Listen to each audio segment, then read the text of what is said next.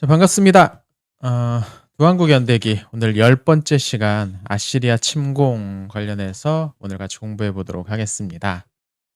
벌써 10번째 시간입니다. 여기까지 따라와 주신 여러분들이 승리자입니다. 먼저 지난 시간에 했던 내용 잠깐 정리 한번 해 보겠습니다. 우리 지난 시간에 기억해야 될 먼저 남쪽의 왕의 이름은 아하스였습니다. 아하스는 그의 아버지였던 요담을 몰아내고 왕위에 오른 인물이에요. 이게 BC 735년경이었습니다. 그가 왜 아버지를 몰아냈을까? 뭐 이거 여러 가지 생각해 볼 부분이 있는데, 아하스가 사실 왕위에 올랐을 때 나이가 10대예요. 그러니까 10대인 아하스가 아버지를 몰아내는 이런 어떤 큰 그림을 그렸다기보다는 아마도 그 주변에 있는 인물들이 여기에 영향을 주었다고 보는 게 조금 더 타당할 겁니다. 그 주요의 인물은 뭐 신하들도 있었을 것이고, 이 사람들이 이런 문제를 일으킨 이유는 아마도 아시리아에 어떻게 대응할 것인가에 관련된 내용 아니었나 싶어요. 아시리아가 이 시기에 공격을 하려고 많이 준비를 하고 있다는 소식이 들리자 이 인근에 있는 여러 나라들이 반아시리아 동맹을 맺었습니다. 그런데 아마도 이 요담의 궁정에 있었던 일부 신하들은 아니다. 아시리아 우리가 맞서 싸워 이길 수 없다. 그러니까 아시리아에게 우리가 굴복하는 게 조금 더 낫다라고 아마 생각을 했던 게 아닌가 싶습니다. 그래서 결국 그것에 계속 거부하니까 요담을 뒤로 물러나게 하고 아하스를 세워가지고 자신들의 뜻을 관철시키려고 했던 게 아닌가 싶어요. 요담은 물론 이제 그 이후까지 살아 있습니다. 732년까지 아마 살아 있었던 것 같아요. 3년 정도 더. 자, 그렇게 아하스가 아시리아 편을 들기로 아하스 정권이 그런 결정을 하자 인근에 있는 여러 나라들이 남부왕국을 공격했고 굉장히 어려움을 겪었다고 했었어요. 지지난 시간에. 결국에 이제 그것을 구원받은 것이 아시리아의 군대 때문이었습니다. 근데 이게 꽁돈은 아니었죠. 공짜로 해주는 건 아니었죠. 그 대신에 아하스는 많은 양의 조공을 아시리아에게 바쳐야만 했습니다. 그리고서 뿐만 아니라 아시리아에 있는 종교 의식을 가져와 가지고 예루살렘의 종교를 굉장히 바꿔놨던 그런 인물이 아하스였습니다. 한편 그 시기에 이 북부왕국은 어떤 일이 있었습니까? 북부왕국은 베가가 다스리고 있었는데요. 이 베가가 다스리던 북부왕국은 아시리아한테 멸망당하고 맙니다. 그리고 새롭게 세워진 것이 호세아가 다스리는 새로운 정권이었죠. 호세아 정권이었습니다. 이 호세아 정권은 아하스와 마찬가지로 조공을 바치기로 합니다. 그러니까 이 시기엔 남쪽 왕국과 북쪽 왕국 모두 아시리아의 사실상 속국 비슷한 모양이었던 거예요. 사실상 그렇게 해서 독립을 겨우 유지하고 있었던 거죠. 자, 근데 그렇게 이제 티글랏 빌레셀이 북왕국을 멸망을 시켰습니다. 그리고 전투 과정에서 티글랏 빌레셀이 세상을 떠나고 그의 아들이었던 살마네셀이 새로 왕위에 즉위하죠. 자, 그렇게 왕위가 바뀌자 이 틈을 노려서 호세아가 조공을 바치기를 끝냅니다. 그리고 이집트와 손을 잡고서 반란을 일으켰다라고 했잖아요. 그러자 살마네셀이 다시 한번 공격을 해옵니다. 결국에 이 공격을 받으면서 호세아가 다스리는 북부왕국이 멸망해버리죠. 그리고 이 어간에 북부왕국이 함락되고 나서 얼마 후에 살마네셀이 죽고 그의 아들인 사르곤이 왕이 돼요. 자, 사르곤 당시에 역시 이제 남쪽은 공격하지 않습니다. 왜냐하면 아하스가 여전히 계속해서 조공을 바치면서 납작 엎드려 있었기 때문이죠. 그러나 그런 아하스가 죽고 그의 아들인 히스기야가 새롭게 왕이 되면서 상황은 바뀌었습니다. 물론 히스기야가 처음부터 어떤 아시리아에 대해서 반란의 움직임을 보였던 건 아닙니다. 하지만 물론 준비는 좀 했었던 것 같지만요. 언제 본격적으로 히스기야가 일을 하느냐? 사르곤이 죽고 그의 아들이었던 산헤립이 왕이 되었을 때였습니다. 히스기야는 이 아시리아의 왕위가 교체되는 이 틈을 노려서 당시 아시리아의 속국이었던, 그러니까 아시리아가 보낸 총독이 다스리고 있던 블레셋 지역을 적극적으로 공격을 합니다. 그러니까 아시리아의 속주를 공격했다는 건 이제 아시리아에 더 이상 충성을 바치지 않겠다, 종을 바치지 않겠다는 선언이었죠. 당연히 이것에 대해서 보복이 있었습니다. 사네립이 다시 한번 히스기야를 징벌하기 위해서 왔던 거죠. 이 이야기가 오늘 다시 이어집니다. 자, 이 시기에 있었던 어떤 좀 더 큰 그림, 국제적인 상황에 대해서 좀 더 살펴보겠습니다. 지도가 좀 평소보다 좀 많이 스케일이 커졌죠. 지금 우리가 살펴보고 있는 히스기야가 다스리고 있는 나라는 어디냐? 요 정도입니다. 네, 굉장히 작아요. 여기가 이제 히스기야의 나라입니다. 여기 동쪽으로는 아시리아가 있죠. 그리고 서쪽으로는 이집트가 있는데, 예. 자, 먼저 아시리아 한번 살펴보죠. 방금 말씀드린 것처럼 아시리아는 산헤립이 새로운 왕이 됩니다. 그의 아버지였던 사르고온이 왕위에 있을 동안 여러 가지 일들이 있었는데 대표적으로 여기저기서 반란이 많이 크게 일어나요. 그래서 이 반란을 진압하기 위해서 사네립이 굉장히 애를 많이 씁니다. 사네립이 어쩌면 그렇게 일찍 죽은 것도 여기저기 반란 일으키나 너무 기력이 쇠해서 죽은 것도 한 몫을 했을 겁니다. 근데 그런 사르고온의 아들인 사네립 때도 이 반란이 갑자기 사라지지는 않겠죠. 마찬가지로 사네립도 여기저기 반란을 진압하러 다니느라 정신이 없었습니다. 또 서쪽의 이집트의 경우에도 정권이 바뀌었습니다. 지난번에 설명했던 것처럼 22왕조, 23왕조, 24왕조 이렇게 나일강 하구에서 열심히 자기들끼리 싸우고 있었는데 이것을 해결한 것이 이집트 25왕조입니다. 25왕조가 나일강 상류에서 일어나서 나일강을 따라서 점점점 북상을 하죠. 나일강 하류 쪽으로. 그래서 여기를 다 지배를 해버리고 통일왕조를 세워요. 그러니까 굉장히 중요한 이 변화가 생긴 거죠. 근데 이것은 이 25왕조는 이 남쪽 이집트 남쪽에서 일어났어요. 그래서 성경 좀 이따가 이제 살펴볼 텐데 구스라고 부르는 아마도 이 메디아나 에티오피아 뭐 이쪽 가까운 지역 같은 남쪽에 조금 더 피부색이 짙은 흑인입니다. 이 25왕조가 이집트의 마지막 흑인 왕조라고 알려져 있을 정도예요. 그러니까 남쪽에 있는 거죠. 우리가 흔히 이집트 하면은 뭐 북부가 있고 남부가 있고 나일강 상류 쪽이 있고 하류 쪽이 있고 지대도 다르고 그 근처에 사는 민족도 다르고 많이 다릅니다. 그냥 이집트라고 통칭을 하지만. 예. 그러니까 이집트 왕조가 바뀌면서 그냥 비슷비슷한 사람끼리 나라를 바꾼 게 아니라 민족이 지배하는 민족이 달라지기도 하고 뭐 그러거든요. 이집트 25왕조 때 인제 그런 일들이 있었습니다. 이 25왕조의 제2대 파라오였던 그 교재에 나오죠. 샤바카라는 사람이 BC 718년에서 703년까지 인제 왕이 됐었는데요, 파라오로. 이 사람이 아시리아에 대항하는 여러 그 연합전선, 반아시리아 동맹을 구축하기 시작을 했습니다. 근데 이 동맹에 히스기야가 참여할 것을 요청했어요. 그랬더니 히스기야가 때가 왔는 거죠. 아까 말씀드렸지만 아시리아의 지배를 받고 있었던 블레셋을 공격함으로써 반아시리아 노선을 천명한 이상 혼자서 이걸 막아낼 수는 없으니까 이 샤바카의 요청을 받아들입니다. 그래서 이집트 25왕조와 히스기야 사이에 연합이 이루어집니다. 근데 여기서 또 하나 우리가 살펴볼 게 뭐냐면 이 아시리아의 동부예요. 이 아시리아의 동부에는 이게 역사상 되게 미스테리한 왕국이었던 엘람이라는 왕국이 있어요. 이 엘람이라는 나라에 도망자가 한 명 들어옵니다. 그게 바로 누구냐면 모로닥 발라단입니다. 이 사람이 바벨론 출신입니다. 바벨론. 이 시기에 바벨론은 도시예요. 바벨론이 어디냐면 여기입니다. 여기가 이제 바벨론입니다. 예. 아시리아의 수도인 아수르는 조금 더 북쪽에 있습니다. 예. 그러니까 여기가 이 메소포타미아 지역이라고 부르죠. 이 메소포타미아 지역의 상류 쪽의 주류 세력이 아시리아고 하류 쪽의 주류 세력이 바벨론이에요. 이 시기에는 똑같은 데를 거의 지배하지만 상류 쪽의 세력이 좀 더 강하면 그 나라를 인제 아수르를 중심으로 한 아시리아라고 부르고 하류 쪽에 좀 더 강하면 이제 바벨론이 되는 거죠, 이 나라 자체가. 민족이 물론 좀 다르고 하지만요. 자, 근데 이 무로닥 발라단이라는 사람은 이 바벨론 출신인데 바벨론이 우리가 흔히 아는 것처럼 바벨론이 새로 세워진 나라가 아닙니다.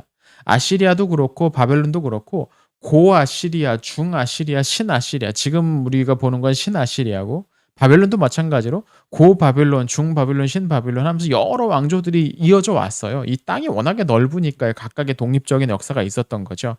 근데 그렇게 독립적인 역사가 쭉 있을 때 어느 한쪽이 많이 커지면 다른 쪽까지 지배해서 나라가 크게 커지는 거거든요. 그러니까 이 바벨론 세력은 자기들도 그 못지않게 어떤 역사가 있는데 이 역사를 있는 우리가 완전히 지배당하고 있는 것을 용납할 수가 없는 사람들이 있겠죠. 그러니까 이른바 바벨론 독립운동을 하는 사람들이 있겠죠. 이 모로닥 발라단이 그런 사람 중 한 명입니다. 그래서 이 사람이 실제로 반란을 일으켜요. 얼마 안 가서 진압당하지만. 그래서 막 감옥에 한 10년 갇혀 있기도 하고 막 그랬던 사람입니다. 근데 어떻게 됐는지 거기서 이제 탈옥을 했는지 출소가 됐는지 풀어줬는지 어쩐지 모르지만 밖으로 나왔고 이전의 꿈을 포기하지 않고 계속해서 독립운동을 합니다. 그러다가 결국엔 쫓겨서 어디로 가느냐? 이 엘람이라는 곳으로 몸을 피해 있어요. 그래서 돌아다니면서 무르닥 발라단이 안 되겠다. 우리 힘만으로 독립을 쟁취하기 어렵구나 하면서 여기저기 돌아다니면서 지원군을 요청을 하고 있는데 그런 지원군을 요청하는 그의 눈에 보이는 것이 누구냐면 역시 또 히스기야였습니다. 뒤에 살펴보겠지만 이 모로닥 발라단이 히스기야와 함께 우리 손을 잡자는 이야기를 합니다.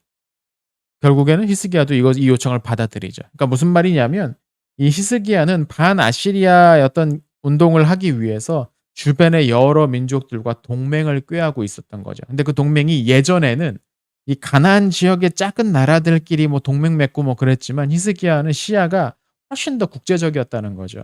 그러니까 이집트에서 이런 일이 왕조가 바뀌고 저 남쪽에 이집트 상이집트에서 새로운 왕조가 일어나서 통일하고 아니면 저 동쪽에는 또 무로닥 발라단이 어떤 사람인지 그가 어떤 일을 했는지 그가 이런 제의를 했는데 그것이 진심인지 어쨌는지 이런 것들을 다 파악하고 있었다는 얘기잖아요, 히스기야가. 그러니까 히스기야는 어떤 외교적인 측면에서 꽤 눈이 열려 있었던 사람입니다. 지금 가장 실질적으로 우리나라에 필요한 것이 무엇인지를 고민하고 있던 사람이기도 했었다는 거죠. 자, 교재 56페이지 아래쪽 사내립의 첫 번째 침문공 한번 보겠습니다. 열왕기하 18장을 읽고 다음 빈칸을 채워봅시다. 히스기야 왕 제14년에 아수르의 왕 사내립이 올라와서 유다 모든 견고한 성읍들을 쳐서 점령하매. 자, 히스기야가 이런 일들을 벌이고 있을 때 사내립도 가만히 있을 수 없었죠. 조공을 바치기도 거부하고 또 자기의 속주였던 블레셋 지역을 공격하기도 하고요. 그래서 이제 군대를 일으켜서 공격을 합니다. 이게 BC 701년경입니다. 산헤립이 군대를 봅니다. 당연히 히스기야는 이제 방어 태세를 취하죠. 이것들에 대해서. 근데 이게 뭐 급히 이 소식을 듣고 나서 방어를 시작한 건 아닐 겁니다. 아마도 그 이전부터 이미 히스기야는 산헤립이 가만두지 않을 것이다. 우리를 그런 예측을 하면서 여러 가지 방비를 했었던 거죠. 이게 거기 함께 참고 구조로 나왔던 역대하 32장을 보면은 여러 가지 이야기들이 등장을 합니다. 거기 보면 성박물 근원을 봉쇄를 하고 또 성벽을 보수하고 외성을 쌓고 밀로를 강화하고 무기를 제조했다. 이런 이야기들이 역대하 32장 2절에서 7절을 보면 히스기야가 했던 여러 국방력 강화들이 나옵니다. 이게 단기간에 할 수 있는 일도 있고 장기간에 시간이 필요했던 그런 일들도 있었죠. 중요한 건 거기 성 외부에 있는 기혼샘을 막아서 성 안으로 이어지는 수도를 만들려고 했다는 겁니다. 이게 히스기야의 수로, 히스기야 터널이라고 이게 고고학적으로 발굴이 됐습니다.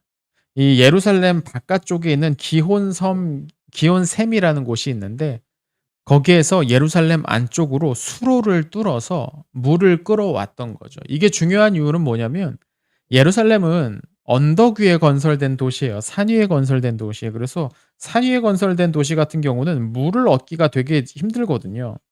그렇기 때문에 성 밖에 있던 이 샘에서 갱도를 뚫습니다. 수평 갱도를. 그리고 예루살렘에서는 수직 갱도를 뚫어요. 이게 딱 맞았다는 거 아닙니까? 이거 되게 신기하죠. 이걸 어떻게 알 수 있냐면 그 터널 벽에 이렇게 새겨 있대요. 마침내 이게 맞았다. 소리가 틀렸다. 이 과정을 현장 일지를 이렇게 적어 놨대요. 그래서 안에서도 이 물을 얻을 수 있도록 하는 이 통로를 만든 것이 이제 히스기야 때다. 그렇게 알려져 있습니다. 그러니까 나름 히스기야도 만반의 준비를 하고 있었다는 거죠. 그런데 아시리아가 보통 아시리아가 아니죠. 이게 군대를 몰고서 이 지역을 차근차근 따라옵니다. 근데 이 지역을 지나는 주요 길이 그 교재 지도가 거기 그려져 있죠. 네. 이쪽 해안 지역을 따라서 이렇게 길들이 이렇게 올라가는 길이 하나가 있거든요. 일명 해안길이라고 부르는 이 길이 있거든요. 여기를 따라서 아시리아 군대가 남하를 합니다. 네, 쭉 남하를 합니다. 페니키아, 두로 같은 경우도 함락을 시키고 그리고 계속 이어져서 블레셋, 아스글론, 거기 교재에 나오죠. 아스글론에서 일으켰던 그 반란까지도 이제 제압이 당합니다. 그리고 남부왕국의 여러 개의 성읍들, 46개 성읍들을 함락시키고 라기스를 포위해요. 이 라기스라는 곳이 있는데 이 라기스가 왜 중요하냐면 이 해안길에서 동쪽으로 뻗어나가는 길이 있으니 예루살렘까지 곧바로 들어갈 수 있는 길이 있어요. 여기가 라기스입니다. 또 라기스를 중심으로 해서 위쪽으로, 아래쪽으로, 동서남북으로 이동할 수 있는 어떤 교통의 요지였다는 거죠. 그러니까 이 도로망의 중심부였던 이곳이 점령이 되면 이제 남부왕국은 사정없이 완전히 아시리아에게 유린당할 수밖에 없는 그런 상황이었습니다. 이미 46개 성읍이 함락을 당했으니까 수도 빼고는 주요한 도시들은 다 약탈당하고 그러고 있다는 이야기겠죠. 이런 상황에서 수도만 지키면은 나라가 유지가 될까? 이거 고민이었을 겁니다. 결국 히스기야는 항복을 합니다. 1차 침입에서의 항복인 거죠. 701년경에 있었습니다. 그러자 사네립은 항복의 조건으로 그동안 바치지 않았던 곡물을 모아서 배상금과 함께 바치라고 지시를 합니다. 이때 바치라고 했던 배상금이 얼마냐? 은 300달란트. 예. 그리고 금 30달란트입니다. 이게 열왕기하 18장 14절에 나오는 이야기죠. 그러니까 이 막대한 배상금 이거 엄청나거든요. 은 300달란트, 금 30달란트. 이걸 바치기 위해서 히스기야는 결국 왕궁과 성전에 있는 금고를 모두 비워야만 했습니다. 자, 그렇게 배상금을 받으니까 사네립이 이제 살짝 군대를 돌리죠. 완전히 돌아간 건 아니고 이 지역, 이 서쪽, 이 서아시아 지역에서 일어났던 반란의 기미가 아직 끝나지 않았으니까 더구나 이집트가 아직 버티고 있잖아요. 그러니까 이걸 어떻게 할까를 두고서 이 라기스에 캠프를 차리고서 머무르고 있었던 겁니다. 예루살렘은 인근은 뭐 산이었기 때문에 그 근처에 캠프를 치기보다는 이제 라기스로 이제 돌아온 거죠. 비상금을 이제 받고서. 자, 그리고 나서 끝난 게 아니라 2차 침입이 이어집니다. 열왕기하 18장 16절과 17절 사이에는 그냥 성경을 읽어 가시면은 뭐 그런가 보다 하고 넘어가실 수도 있는데 자세히 보면 이상한 일이 있습니다. 뭐냐면 16절까지 이미 히스기야가 아시리아의 침입에 대응해서 필요한 곡물들을 준비해 가지고 갖다 바쳤어요. 살려주세요. 항복합니다. 근데 17절이 되면 또 공격을 해요. 아시리아가. 이상하잖아요. 달라는 거 줬는데 왜 또 공격을 합니까? 뭐 더 뺏으려고? 그럼 이상한 반칙이잖아요. 그러니까 아마도 이 열왕기하 18장 16절에서 17절 이 사이에 어떤 일이 있었던 거예요. 그리고 여기에는 좋기 최소한 몇 주 아니면 몇 달 정도의 시간이 흘렀습니다. 우리가 성경 읽을 때 그냥 한 절이지만. 그 기간에 어떤 일이 있었느냐? 히스기야가 이집트와 은밀하게 손을 잡고 아시리아에 대항하려는 계획을 세웠던 거죠. 바로 그것 때문에 아시리아가 다시 한번 히스기야를 쳤다는 겁니다. 이게 역대하 32장을 읽으면 이게 한 번의 침입에 그냥 한 번에 있었던 일로 설명이 되는데 실제로는 이 사이에 시간 간격이 좀 있었다는 거죠. 이게 역사를 제대로 살펴보면 흥미로운 그런 사건들, 어떤 정황들이 발견되는데 이게 그 중에 하나입니다. 자, 그렇게 히스기야가 이 상태를 뭐냐면 조공을 바쳤는데 배상금을 바쳤는데 라기스에 머물면서 떠날 생각을 하지 않고 있는 거예요. 아시리아가. 그리고 계속해서 거기 머물려면 대군이 거기 머물려면 어떤 군량도 조달해야 되고 필요한 것들을 어떤 군대를 운용하기 위해서 필요한 여러 것들도 조달을 해야 되는데 그걸 당연히 인근에서 뭐 약탈을 하거나 빼앗거나 그런 수밖에 없겠죠. 그러니까 계속해서 피해가 사라지지 않으니까 히스기야도 얘네를 몰아내야겠다라는 생각을 했던 것 같아요. 그렇게 히스기야와 이집트 사이에 동맹이 다시 한번 맺어지고 이 사실이 그런데 아시리아에게 발각이 됩니다. 그래서 사네립은 라기스에 머물면서 대대적인 공격을 하기보다는 일부 사람을 보내서 자기 신하들을 보내서 예루살렘에 심리전을 겁니다. 그게 누구냐? 뭐 랍사게니 어쩌고니 똥싸게니 하는 아시리아 쪽의 그 사신들이죠. 중신들이 가서 심리전을 벌이는 겁니다. 그러니까 고위급 관리였습니다. 그러니까 아시리아 주력군은 라기스에 머물고 제2군 별동부대를 예루살렘으로 보내서 예루살렘 북동쪽의 기혼샘 근처에서 히스기야 신하들과 회담이 전격적으로 이루어집니다. 거기에서 이들이 말하는 게 뭐냐? 너희들의 신은 우리 군대를 막을 수 없을 것이다 라고 이야기하죠. 그 교재 중간에 57페이지 중간에 나오는 역대하 32장 11절 한번 읽어보겠습니다. 히스기야가 너희를 꾀어 이르기를 우리 하나님 여호와께서 우리를 아수르 왕의 손에서 건져내시리라 하거니와 이 어찌 너희를 주림과 목마름으로 죽게 함이 아니냐. 히스기야는 너네 못 구해줄 거다라고 심리전을 벌이는 거죠. 거기 뭐 성경 거기 보면은 열왕기나 역대기 보면은 이 신하들이 우리 말로 하지 말고 우리도 여러분 쓰는 말 알아들으니까 여러분 말로 해주세요라고 이야기합니다.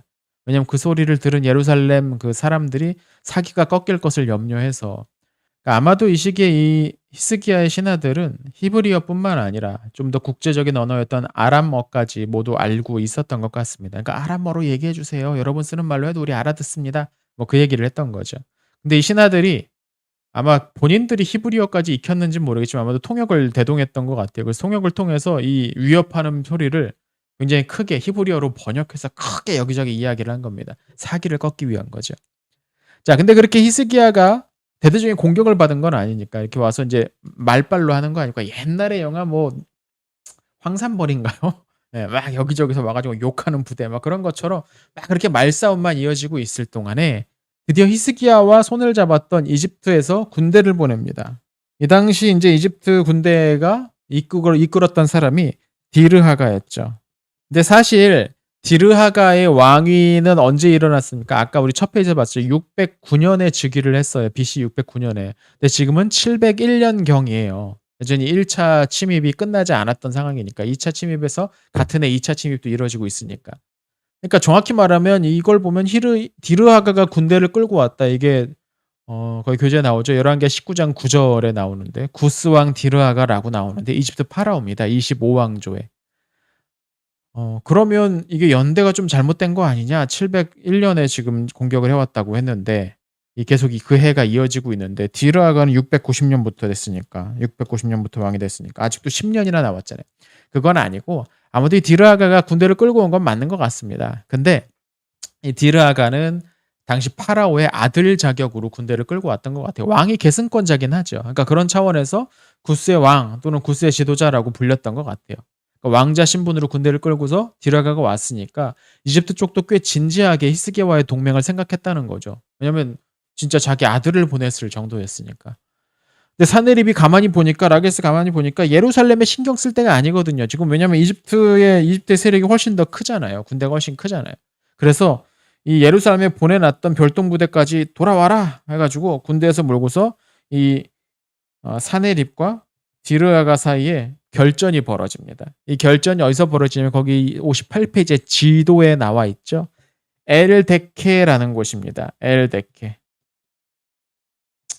이건 성경에 나오진 않고요. 예, 어떤 다른 문헌, 이집트 쪽이나 아시리아 쪽 이제 문헌에 나오는 내용인데 이 엘데케 전투가 벌어요. 양쪽에서 아시리아와 이집트가 처음으로 아주 대대적으로 전면적으로 붙는 전투였죠. 근데 이 전투에서 이집트가 패해요. 그리고 디르하가도 본국으로 돌아가 버리고 말이죠. 자, 그렇게 되니까 인제 완전 히스기야만 난리가 난 거죠. 이집트를 믿고서 지금 어떤 아시리아에 대한 군사적인 움직임을 했는데 도와주러 왔던 이집트가 패하고서 돌아가 버렸습니다. 그러니까 난리가 난 거죠. 자, 다시 한번 사네립은 사람을 보냅니다. 이번에는 최후 통첩이 담긴 편지를 보내죠. 그 편지 가운데 어떤 내용이 쓰여 있느냐? 아까 다시 57페이지에 나오는 두 번째 성경 구절인데요. 역대하 32장 17절인데요. 사네립이 또 편지를 써보내요. 이스라엘 하나님 여호와를 욕하고 비방하여 이르기를 모든 나라의 신들이 그들의 백성을 내 손에서 구원하여 내지 못한 것 같이 히스기야의 신들도 그의 백성을 내 손에서 구원해내지 못하리라 하고. 그러니까 이거는 세 번째 이 침략인 거죠. 물론 이 모든 것이 701년에 있었습니다. 계속해서 이어집니다. 크게 보면 한 번의 전투라고 할 수 있고 역대기는 그것을 그냥 종합적으로 설명을 했는데 가만 보면 첫 번째 시기, 두 번째 시기, 세 번째 시기로 이렇게 나눠지는 게 있다는 거죠. 근데 이런 기세등등했던 실제로 기세등등했던 아시리아의 침략이 아시리아의 공격이 예상하지 못했던 방식으로 마무리가 됩니다. 성경에 나오는 것처럼 아시리아의 진영에 정확히 알 수 없는 어떤 사건이 발생을 했던 거예요. 그래서 더 이상 이 원정을 오랫동안 지속을 할 수가 없었던 겁니다. 열왕기하 19장 35절에 보면 여호와의 사자가 와서 아시리아 진영에 와서 18만 5천 명을 사망하게 했다. 또 역대기에는 아시리아 주요 지도자들을 죽였다. 뭐 이런 표현들이 나와요. 그럼 여호와의 사자라는 것이 무엇이냐? 이 정체가 뭐냐? 이 성경 자체도 열왕기 기록 자체도 여호와의 사자가 어떤 건지 그 성격을 정확하게 설명하지 않습니다. 그러니까 이게 모호하게 기록해 어떤 일이 있었던 거죠. 아시리아 진영에서. 근데 그걸 여호와의 사자라는 표현으로 상징적인 이 단어로 설명을 한 거야. 그것을 하나님께서 하신 것이다라고. 그래서 이게 도대체 무엇 때문이냐? 왜 거의 예루살렘 빼고는 나머지 지역 다 지금 점령해 버렸고 이집트 군까지 물리쳐 버리고 이제 그냥 히스기야의 나라가 끝장나도 이상하지 않았을 이 시기에 왜 갑자기 아시리아 군이 퇴각을 했을까? 뭐 여러 가지를 생각해 볼 수가 있는데 뭐 추측입니다. 어떤 사람은 대규모의 전염병 때문이 아니겠느냐라고 추정하기도 합니다. 그 전염병 때문에 병사들이 픽픽 쓰러지니까 어쩔 수 없이 군대를 물렸다라고 이야기도 하고요. 그래서 전염병의 원인을 어떤 사람은 뭐 쥐가 퍼뜨린 병 아니겠느냐 아니면 다른 뭐 질병이다라고 설명하기도 합니다. 또 한 가지 생각해 볼 수 있는 건 원정이 이렇게 대군을 이끌고 원정을 오래 하다 보면 당연히 어쩔 수 없이 그 군량이나 이런 것들이 떨어질 수밖에 없습니다. 옛날의 전투가 오래 할 수가 없었던 이유가 거기에 있거든요. 대군을 부양하려면 일단 먹을 수 있는 식량이 있어야 되고 이제 식량만 있으면 안 되는 거죠. 군대를 유지하기 위해서 필요한 다양한 도구들이 있는데 그런 것들이 떨어질 수밖에 없어요, 대군을 유지하려면. 예를 들어 뭐 10만 명의 군대를 이끌고 왔다 그러면 그 10만 명이 먹을 식량을 그 현지에서 다 조달한다는 건 불가능합니다. 그 정도의 생산력이 안 되니까. 그럼 본국에서 끌고 와야 되는데 가지고 오는 동안에 소비가 되죠. 왜냐면 그거 10만 명이 먹을 어떤 식량을 끌고 오려면 그것을 끌고 오는 사람은 또 몇 명이 필요하겠습니까? 그 사람들은 밥 안 먹습니까? 그러니까 거 가지고 오면서 그 식량이 계속해서 축나는 거예요. 여기까지 오는 데까지 실제 원래 출발했을 때보다 한 절반 남을까? 뭐 그런 상황인 거죠. 그러니까 병력을 오래 유지시키고 주둔시키는 게 대단히 어렵습니다. 그래서 이 동네 전투가 옛날부터 오래 갈 수 없었던 주요한 이유죠. 그리고 성에 제대로 짱 박혀서 농성하고 있으면 쉽게 함락시킬 수 없었던 이유도 거기에 있습니다. 1 년, 2 년씩 계속해서 그 포위를 진행하는 건 거의 불가능에 가까워요. 근데 사마리아가 멸망됐을 때 3 년, 그리고 나중에 배우겠지만 예루살렘이 멸망했을 때 3년 정도의 어떤 포위 공격이 이루어졌다라는 건 이건 정말 작정하고서 온 거고 그때 당시 인제 병력이나 뭐 이런 것들도 정말 엄청나게 정교하게 계산을 해서 준비를 해야만 했을 겁니다. 아무튼 이 당시에 히스기야를 공격하고 있던 이 아시리아에 어떤 모종의 일이 발생을 해서 더 이상 원정을 지속하지 못하고 본국으로 돌아가 버리고 맙니다. 그리고 돌아가고 나서 동쪽에는 엘람과의 싸움에 시간을 보내느라 사내립은 다시 이쪽으로 건너오지 못하게 되죠. 자, 그렇게 히스기야가 아시리아를 물리쳐냈습니다. 근데 요걸 물리쳤다고 말하기가 쪼끔 애매합니다. 왜냐면 히스기야가 아시리아랑 싸워 가지고 적들을 뭐 죽이고서 이겼다 요렇게 말하기가 좀 어렵거든요. 히스기야는 처음부터 완전 방어 자세였어요. 우리가 끝까지 방어한다. 지구대 방어 작전을 하면 예 적들도 어떻게 우리 하지 못할 것이다. 그러면서 예루살렘과 그 인근 지역의 방비를 막 강화했던 거 아닙니까? 애초에 히스기야의 생각은 그거였던 것 같아요. 히스기야랑 직접 맞부딪혀서 군사 대 군사로 이렇게 맞서 싸우는 것의 승산이 그렇게 크지는 않다. 우린 최대한 여기에서 인근 지역을 약탈을 하면서 인근 지역을 지배하면서 히스기야의 힘을 좀 줄이고 이집트의 힘으로 이걸 어떻게 뒤집어 보자. 뭐 그런 생각을 했던 것 같아요. 근데 전투는 전혀 다른 쪽에서 끝나 버리고 말았죠. 자, 히스기야가 그렇게 아시리아의 공격을 물리치고 나서 얼마 후에 아주 중병이 걸립니다. 이 병의 원인은 아마도 이 아시리아의 공격 때문에 받은 스트레스도 한 몫을 했을 겁니다. 이 급성인 질병 같아요. 정확히 어떤 질병인지 모르겠지만. 스트레스는 만병의 병입니다. 뭐 근원입니다, 여러분. 스트레스 받지 않게 조심하셔야 되고요. 자, 그렇게 되자 이사야 선지자가 와서 히스기야한테 "당신이 얼마 살지 못할 거다 이제 죽을 거니까 후사를 좀 정리하라." 이렇게 이야기를 하죠. 거기 교재 58 페이지 중간에 나오는 성경 구절 열왕기하 20장 1 절입니다. 그때 히스기야가 병들어 죽게 되매 아모스의 아들 선지자 이사야가 그에게 나와서 그에게 이르되 여호와의 말씀이 너는 집을 정리하라. 내가 죽고 살지 못하리라 하셨나이다. 자, 히스기야로서는 참 답답하죠. 겨우 어떻게 나라 좀 멸망할 위기에서 살아났나 싶었는데 얼마 가지 않아서 이런 일들이 벌어지니까 얼마 되지도 않았는데 이런 일들이 벌어지니까 아 죽기 싫었나 봅니다. 그래서 간절히 기도를 하죠. "하나님께 살려 주세요."라고 거기 성경을 보면 간절히 기도하는 그런 이야기들이 나오죠. 이 발병이 아마도 701년 내지는 700년 어간이었던 것 같아요. 그러니까 거의 이 전투 직후였다라는 거죠, 이 병이.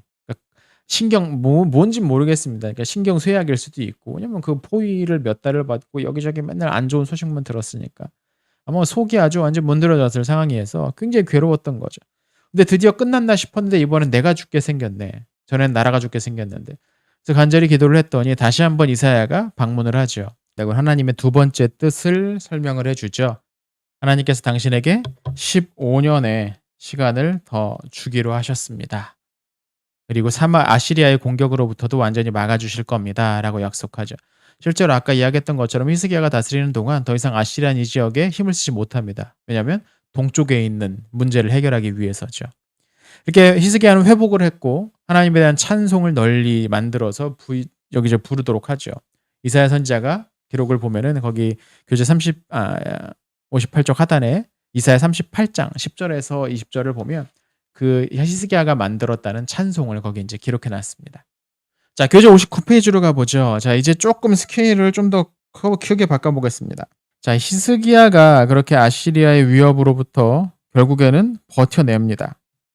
자, 이제 아까 좀 더 봤던 큰 그림, 아시리아 동쪽에 있던 엘람의 몸을 피해 있었던 이 바벨론 출신의 무로닥 발라단이 나타나죠. 이 무로닥 발라단이 히스기야에게 사람을 보냅니다. 당신이 큰 병에 들었다가 나았다는 소식을 들었습니다 하면서 위로하면서, 아마 이게 단순한 위로 친선사절만은 아니고 아까 얘기한 것처럼 이 아시리아에 대항하기 위한 어떤 동맹, 큰 그림을 그리기 위함이었죠. 59페이지 이사야 39장 1절을 보면요, 이렇게 되어 있어요. 그때 발라단의 아들 바벨론 왕 무로닥 발라단이 히스기야가 병들었다 나았다함을 듣고 히스기야에게 글과 예물을 보낸지라. 바벨론의 왕이라고 불리는데 이 시기에 바벨론이 독립적인 정치 세력은 아니었고요. 바벨론인으로서 어떤 독립운동을 하고 있던 그 세력의 지도자 정도로 읽어내면 될 것 같습니다. 그러니까 공식적인 왕으로 읽을 필요는 없다는 거죠. 자, 히스기야는 이제 그렇게 여기 내정을 이제 계속 충실하게 하면서 국력을 확장시키고 있었죠. 그러니까 이 소식이 바벨론의 무로닥 발라단에게 들어간 겁니다. 그래서 양쪽에서 이제 손을 잡자라는 거죠. 왜냐하면 아시리아로서도 동쪽과 서쪽에서 일어나는 두 개의 큰 문제를 동시에 싸우는 건 불가능합니다. 이걸 양면 전쟁이라고 부르는데, 양면 전쟁은 현대에서도 어떤 강대국도 양면 전쟁은 절대로 피해야 된다라고 주장을 해요. 왜냐면 군대를 양쪽으로 갈라야 되니까 이건 가장 피해야 될 일이거든요. 기본적으로 전략에서 그런 식으로 세우면 안 되거든요. 그러니까 아시리아로서도 동쪽에서 엘람이 반란을 일으켰고, 그러니까 엘람을 비롯한 동쪽의 세력들, 서쪽에 히스기야와 이집트가 반란, 양쪽에서 이게 동시에 일어나 버리면 이건 어쩔 수 없는 상황이 되는 겁니다. 무르닥 발라단은 그걸 꾀한 거죠. 히스기야가 아시리아의 침략을 받고도 망하지 않고 버텨냈다. 그 정도면 어떤 정도 이 저력이 있는 나라구나라고 생각을 하고서 이 시기에 동맹을 맺으려고 사람을 보냈던 것 같아요. 이게 성경은 단순히 그냥 안부 묻는 것처럼만 나오고, 또 히스기야가 그 사신들에게 자기의 무슨 왕궁의 국고를 다 보여주고 뭐 이런 식으로만 설명을 했는데, 왜 보여줬겠느냐는 거죠. 그 국고를 보여주는 건 양측의 상황을 확인을 하고 그를 깊숙이 이제 끌어들이기 위한, 히스기야로서도 이 양면 전략에 대해서 어느 정도 동의를 하고 있었기 때문에 자신의 것들을 먼저 패를 까고 뭐 요렇게 이제 우리 한번 협상을 해보자라는 식으로 하는 과정이었던 겁니다. 근데 이걸 이사야 선지자는 그렇게 좋게 보지 않죠. 그 바벨론과 그런 식으로 손을 잡고 무엇인가 일을 꾸미는 건 옳지 않다라고 이야기를 합니다. 실제로 아시리아를 쫓아낸 건 네 힘도 아니지 않느냐 뭐 이런 얘기했을지도 모르겠죠. 자, 그러나 아무튼 그렇게 동쪽의 무로닥 발라단과 서쪽의 히스기야가 손을 잡고 아시리아에 대항하는 동맹을 결국은 맺게 됩니다. 자, 이후에 히스기야는 이 동네에서 꽤 유명한 인물, 인싸가 됩니다. 그도 그럴 것이, 다른 나라들은 다 아시리아에 공격받아서 한 방에 멸망했는데 히스기야의 나라는 그렇지 않잖아요. 그러니까 자연히 히스기야는 인근 지역에 뭐 암몬이니 모압이니 뭐 이런 사람들, 잔존 세력들 남아 있을 거 아니에요. 그 사람들은 이 사람들의 어떤 보호자가 됩니다. 보호자. 그래서 거기 역대하 32장 23절을 보면 여기저기에서 히스기야에게 조공을 바치고 선물 바치고 뭐 그런 이야기들이 나오죠. 그러니까 단숨에 아시리아 세력이 이쪽에서 완전히 몰아나 버린 거고, 단숨에 이 지역에 대한 어떤 전체적인 어떤 헤게모니를 쥐게 되는 게 히스기야였던 거죠. 그래서 그렇게 받아온 조공을 가지고서 약탈을 당했던, 히스기야의 공격으로 피해를 입었던 여기저기를 이제 회복시키는데 요긴하게 그런 것들을 사용을 했을 겁니다. 59페이지 하단부에 보면요, 역대하 32장 27절입니다. 히스기야가 부와 영광이 지극한지라 이에 은금과 보석과 향품과 방패와 온갖 보배로운 그릇을 위하여 창고를 세우며, 그러니까 새로 이 국고성을, 그러니까 창고를 세울 정도로 굉장히 많이 부유해졌다는, 급속도로 다시 한번 이게 어떤 재정적으로 경제적으로 발전을 했다는 그런 이야기일 겁니다. 그리고 아마도 이 시기에 그러니까 어떤 다시 이제 부흥하는 이 시기에 솔로몬의 잠언 중 일부를 편집했던 것 같아요. 그 잠언 25장 1절을 보면 이 잠언은 히스기야의 신하들이 편집한 것이다라는 구절이 나오거든요. 그러니까 아마도 이렇게 큰일 치르고 나서 아마 이런 일들을 지속했던 것 같습니다. 그리고 이 모든 것들이 아마 이제 700년 BC 이제 700년 어간입니다. 뭐 700년 뭐 699년 8년 아마 그 어간이었던 것 같아요. 자, 그리고 가만히 보면 히스기야는 인제 자기가 죽을 날이 인제 15년이라고 인제 날을 받아 놨지 않습니까? 15년이라고 미리 들었지 않습니까? 그럼 가장 먼저 뭘 하고 싶을까요? 자기의 후계 구도이죠. 후계 구도. 자, 그래서 히스기야는 자기 아들인 므낫세를 일찌감치 공동 통치자로 세웁니다. 그게 언제냐면 BC 696년입니다. 그러니까 전투가 끝난 지 5년 후죠. 얼마 가지 않았던 때죠. 예. 이 시기에 므낫세를 이미 왕위 계승권자 공동 통치자로 세워둬요. 므낫세는 이미 이때부터 왕이 사실상 이제 공식적인 즉위가 696년인 거죠. 이때 므낫세의 나이가 몇 살이냐면 12살이에요. 이걸 가지고서 어떤 분이 약간 성경 착각하시는 분이 계시는데 뭐냐? 자, 히스기야가 15년을 살았다. 히스기야가 그 뒤로 15년을 살았다. 근데 그 뒤를 이은 므낫세의 나이가 12살이었다. 12살의 왕위를 이었다. 아, 그러면 히스기야가 15년을 살지 못했으면 므낫세는 태어나지도 않았겠네.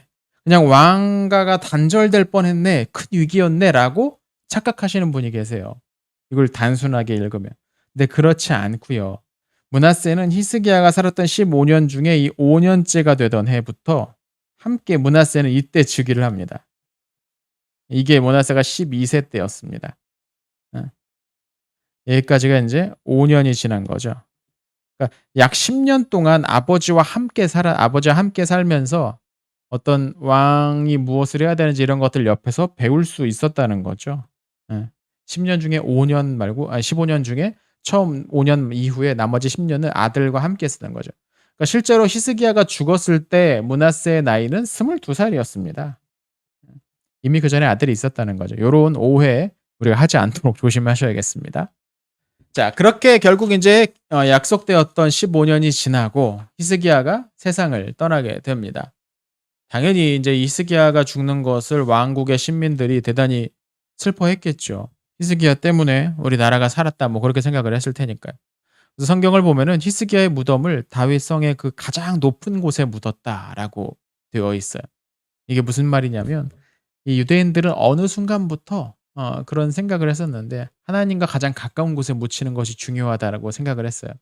나중에 좀 중간기로 넘어오면 부활 사상과도 연결이 되는데 예루살렘에 묻혀 있던 사람들부터 먼저 부활을 하고 그다음에 그 인근 지역에 사는 사람들도 부활하고 차례대로 부활이 그런 식으로 이루어진다고 유대인들이 나중에 이제 그렇게 생각을 하게 돼요. 아마도 뭐 그런 뿌리들이 그런 흔적들이 이제 슬슬 나타나지 않았나 뭐 그런 생각을 해볼 수도 있습니다. 자, 히스기야가 그렇게 어려운 시절에 나라를 다시 세웠습니다. 이거 굉장히 대단한 일이었죠. 큰 일이었죠. 그런데 그 당시에 어떤 백성들의 삶이나 그런 것들을 보면 그렇게 이 시기가 태평성대이기만 했다라고 생각하기는 조금 어렵습니다. 이 시기에 활동했던 선지자가 아까도 자주 나왔던 이사야 그리고 미가 등이 있었는데요. 이들의 기록이 뭐 이거는 언제 내려진 거다라고 정확하게 설명되어 있지 않아 가지고 그 연대를 참 추정하기가 쉽지는 않은데 아마도 상당수는 히스기야의 통치기를 가르치지 않았나라고 생각이 돼요. 거기를 보면은 이 당시 이 사회가 굉장히 혼란을 겪고 있음을 우리가 살펴볼 수가 있습니다. 교재 60페이지 보면요. 예배가 일단 허례허식처럼 뭐 되어 버렸고 빈부격차가 대단히 늘었습니다. 그리고 권력자들이 약한 사람들의 재물을 빼앗죠. 그러니까 미가의 예언 가운데 중요한 메시지 가운데 하나가 뭐냐면 정의를 행하는 것이 하나님의 뜻 아니겠느냐라는 거였죠. 또 이 두 선지자가 때가 되면 하나님이 새로운 구원자를 보내주실 거다 뭐 이런 이야기들도 하고요. 물론 이것이 히스기야의 아버지였던 아하스나 뭐 그때의 상황을 묘사하는 것일 수도 있는데 생각해 보면 히스기야 때 나라가 뭐 발전했다 이렇게 생각을 합니다. 우린 히스기야가 신앙적인 왕이고 그러니까 그의 나라도 당연히 잘 살았겠지 뭐 이렇게 생각할 수 있는데 생각해보면 히스기야가 왕이 된 지 몇 년 동안은 아시리아한테 무거운 조공을 바치느라고 아마 세금도 많이 걷었어야 될 것이고요. 그리고 그 뒤에 그 세금 더 이상 조공 안 바치겠다라고 결단하고 나서 선포한 다음에는 아시리아의 공격을 받아서 여기저기가 약탈당했어요. 그 남은 치세는 그 약탈당한 지역을 회복하고 복구하는 데 시간을 보냈을 겁니다, 대부분이. 뭐 마을 하나 회복하는데 뭐 1 년이면 뚝딱 이루어지고 그렇게 되는 게 아니잖아요. 전쟁 과정에서 많은 사람이 죽기도 했을 거고 이걸 회복시키는 데 시간이 적지 않게 들었을 겁니다. 그러니까 그렇게 보면 히스기야의 통치 기간 내내 경제적으로나 어떤 정치적으로 사회적으로 불안한 시절이었던 것만은 분명했을 겁니다. 그렇게 불안한 시절에는 각자 도생하려고 하기 쉬웠고 이 선지자들이 이야기한 것과 같은 각종 어떤 이탈들, 일탈들 뭐 이런 것들이 일어났을 가능성도 충분히 있습니다. 그러니까 쉽지가 않은 거죠. 세상 살기가 이 당시에. 특히 평민들, 가난하고 힘없는 사람 더더욱 그랬을 겁니다. 그런 상황에서 이사야와 미가가 선포했던 하나님이 보내실 구원자가 오시면 이런 문제가 해결될 것이다라는 예언은 더욱더 매력적으로 들렸을 겁니다. 자, 교재 60페이지 하단부 보죠. 므낫세의 즉위 보겠습니다. 이거 교재 제가 잘못 만들었어요. 네, 빈칸 채울 걸 안 만들었네요. 네, 아무튼 역대하 33장 2절과 3절입니다. 여호와 보시기에 악을 행하여 여호와께서 이스라엘 자손 앞에서 쫓아내신 이방 사람들의 가증한 일을 본받아 그의 아버지 히스기야가 헐어버린 산당을 세우며 바알들을 위해 제단을 쌓으며 아세라 목상을 만들며 하늘의 모든 일월 성신을 경배하며 섬기며. 이거 누가 했던 거냐면 므낫세가 했던 겁니다. 므낫세. 히스기야의 아들 므낫세가 이런 일을 했다는 거예요. 여러 가지 우상들 만들었다라는 겁니다. 10년 동안이나 아버지와 함께 왕위 계승 수업을 받았는데 그러니까 이 기대감도 적지 않았겠죠. 히스기야의 아버지는 아하스잖아요. 아하스는 아시리아한테 완전히 굴복하면서 예루살렘을 완전히 아시리아식으로 바꿔놨던 특히 종교적인 부분에서 그런 사람이잖아요. 그런 사람 아래서 히스기야가 왕위를 이어받았을 때 사람들은 걱정했을 겁니다. 아, 이제 우리나라 어떻게 하지? 근데 히스기야가 의외로 잘했어요. 근데 그런 히스기야에게 10년 동안 배웠던 므낫세가 왕에 올랐을 때 사람들 기대가 있었겠죠. 아, 히스기야한테 배웠으면 또 이랬을 텐데. 그러니까 이게 독특한 거죠. 아하스에서 히스기야가 나왔고 히스기야에서 므낫세가 나왔습니다. 이게 자식 가르치는 게 그렇게 어려운가 봐요. 예. 그러니까 굉장히 실망스러웠던 거. 사람들의 기대와 다르게. 히스기야가 그럼 왜 그랬을까를 생각을 해보면 내가 이제 15년밖에 안 남았는데 이제 내 뒤를 이 므낫세가 이어. 내가 언제 죽을지를 알잖아요. 네. 내 뒤를 이제 므낫세가 이어야 되는데 얘를 제대로 가르치지 못한 게 아닌가 싶어요. 그냥 안쓰럽잖아요. 이제 12살짜리 애를 공동 왕이라고 세워놨단 말이죠. 예. 공동 왕으로 세워놨는데 12살짜리 애가 얼마나 귀엽겠어요. 생각해 보면 여러분 자녀들 어렸을 때 한번 생각해. 12살이면 이제 초등학교 졸업할 때쯤 되나요? 8살에 학교 들어가니까 졸업도 안 되겠구나. 초등학생인데 얼마나 귀엽습니까? 뭐 하는 것도 다 귀엽고. 이 교육이 제대로 안 됐던 것 같아요. 히스기야가. 그게 조금 이제 아쉬웠던 부분 같죠. 근데 거기서도 보지만 저는 이걸 우상 백화점이라고 부르는데 할 수 있는 거의 모든 종류의 우상, 이 당시 알려져 있던 거의 모든 종류의 우상을 다 가지고 와서 예루살렘에 만들어 놓습니다. 엄청난 일을 했죠. 아하스는 아시리아식 신앙을 가지고 와가지고 종교 의식을 가지고 왔고 므낫세는 인근에 있는 모든 우상을 다 가지고 와서 만들었어요. 지난번에 말씀드렸죠. 이 아하스와 므낫세가 이 남부 왕국, 유다 왕국을 멸망하게 만드는 주요 원인이었다라고 선지자 관점에서 작성된 열왕기는 그렇게 기록을 합니다. 이 우상과 관련된 일들 때문이죠. 이 므낫세와 관련된 좀 더 구체적인 내용은 다음 시간에 계속 이어가도록 하겠습니다. 자, 교재 60페이지 보시죠. 하단부 보시면 남부 왕국 연대표입니다. 거기 보시면 아시리아의 침공이 701년 그리고 아마도 끝나자마자 발병했던 것 같아요. 701년에 무로닥 발라단의 사신이 방문한 것은 그 이듬해인 700년입니다. 696년에 므낫세가 공동 통치자로 즉위를 하죠. 그리고 아까 살짝 나왔던 디르아가 이집트 690년에 파라오에 즉위합니다.